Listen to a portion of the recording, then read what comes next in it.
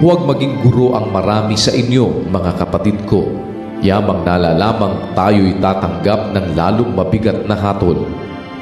Sapagkat sa maraming mga bagay, tayong lahat ay nangatitisod.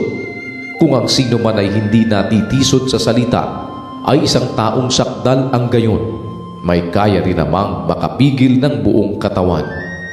Kung atin ngang inilalagay ang mga preno ng kabayo sa kanilang mga bibig upang tayo'y talimahin, ay ibinabaling din naman natin ang kanilang buong katawan.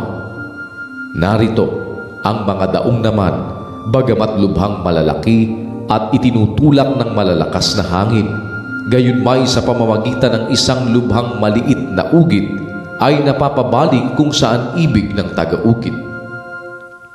Gayon din naman ang dila ay isang maliit na sangkap at nagpapalalo ng malalaking bagay.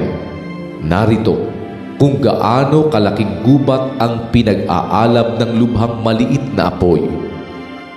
At ang dila'y isang apoy.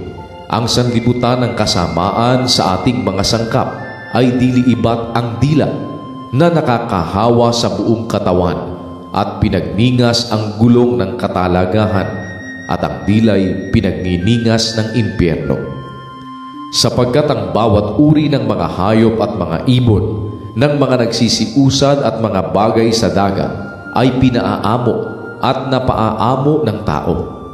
Datapwat ang dila ay hindi napaaamo ng sinumang tao, isang masamang hindi nagpapahinga, na puno ng lasong nakamamatay.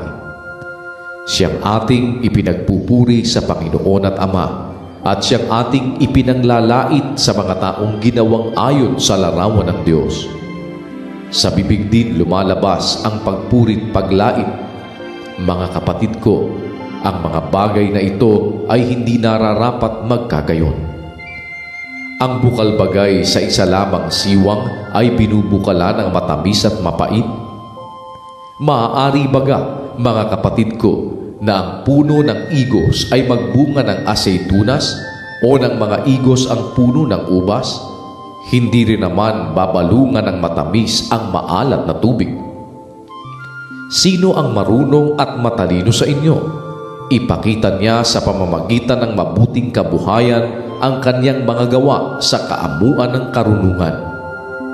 Ngunit kung kayo'y mayroong mapapait na paninibugho at pagkakampi-kampi sa inyong puso, ay huwag ninyong ipagmapuri at huwag magsinungaling laban sa katotohanan. Hindi ito ang karunungang bumababa mula sa itaas, kundi ang nauukol sa lupa, sa laman, sa diablo. Sapagkat kung saan mayroong paninibugho at pagkakampi-kampi, ay doon mayroong kaguluhan at lahat ng gawang masama.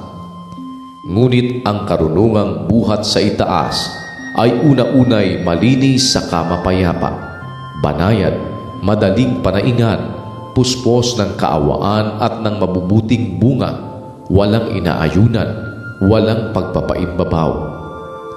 At ang bunga ng katwiran ay natatanim sa kapayapaan sa mga nagsisigawa ng kapayapaan.